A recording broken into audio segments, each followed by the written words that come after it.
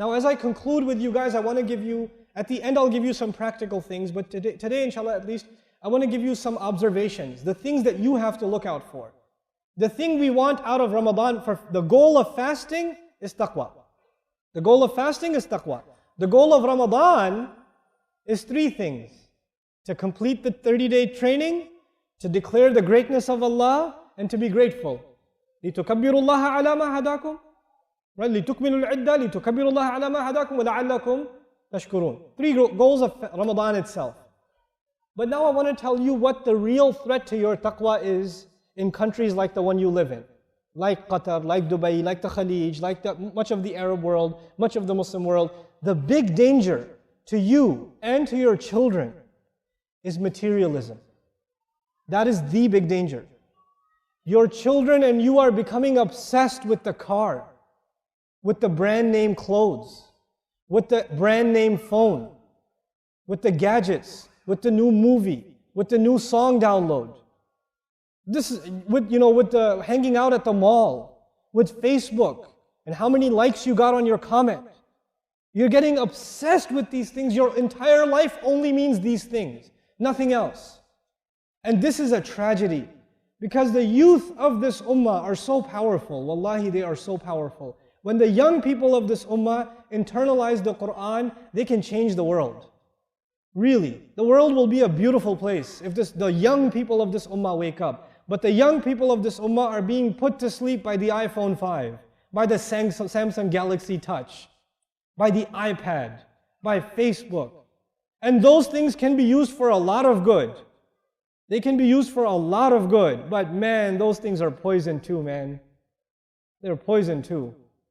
The sword is good if you point it at the enemy, but it's pretty bad if you point it at yourself. That's what it is. These tools, they are a force of good. They can be. I am on Facebook, you know how much? Never. My pictures on Facebook, some things I say are on Facebook. I am actually almost never on Facebook. Never. I'll tweet things once in a while. I'll send a tweet message. I never check what responses there are. People say, brother, you never respond to your Twitter. I say, I'm leaving a sunnah.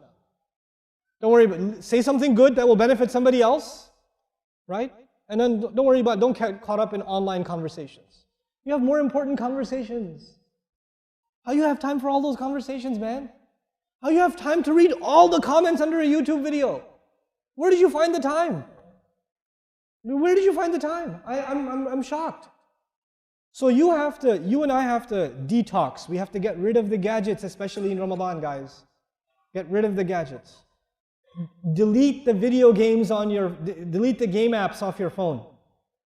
Delete them for Ramadan. You say, yeah, at least I can re-download them later. I don't care. But at least in Ramadan. Sisters too. Sister, get off of Facebook right now. I see you. I don't see you, but you just got off of Facebook and the joke is on you. But anyway, get off of your devices. You have to do this. Materialism is killing us. And I tell you the real anecdote, the real solution to materialism is understanding the Book of Allah. Personally understanding the Book of Allah. The more you start understanding the Book of Allah for yourself, you will no longer be interested in materialism. It will not fulfill you. It will leave you empty. This will start giving you joy that you never felt before. You get to talk to Allah, man. You get to talk to Allah when you recite Quran. What more can you ask for? So this is some practical or some advice I want to give you, or the warning I want to give you guys in particular. And of course, materialism is hitting everywhere. But I notice like the malls and like the glitz, and everybody's like, the youth are like flocking towards these things. I don't get angry at them. I just feel like we haven't given them Quran. We haven't given them something to be excited about. It's our fault, Now the last piece, especially for the parents that are in the audience. Here's how you can make good use of your Ramadan. Everyone here should have some goals in Ramadan. Here's my recommendation. My recommendation is you should memorize a couple of short surahs. Short surah means a page and a half. A couple, maybe 4 of them if you can. Between 2 and 4 of them in the month of Ramadan. And you should not do it alone. You should do it with your family. You do it, your children do it, the husband does it, the wife does it. First one to do it gets 200 riyals. Now the father will do it very quickly. Okay, so, but do it. Memorize Quran as a family. Memorize Quran as a family. Make it a family project. We're all going to memorize this surah. It's a beautiful thing when a family gets together to get closer to Allah's book.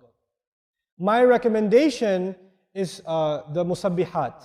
Like if you memorize Surah Al-Jumu'ah, Surah Al-Munafiqun, Surah Al-Taghabun, these surahs, at least these 3 surahs, beautiful surahs. And they really help your iman.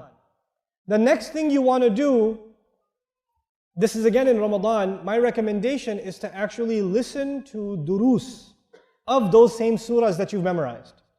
Listen to lectures and explanations of the same surahs that you memorized. Now the surahs I recommended to you were surahs number 62, 63, and 64. Those are the numbers of the surahs. I picked those surahs on purpose because those 3 surahs are about a Muslim ummah that is losing its iman. And Allah is fixing their iman again. That's what those 3 surahs are about. An ummah whose iman is becoming weak and Allah makes it strong again. And He protects it from hypocrisy. And He shows them the fruits of real iman.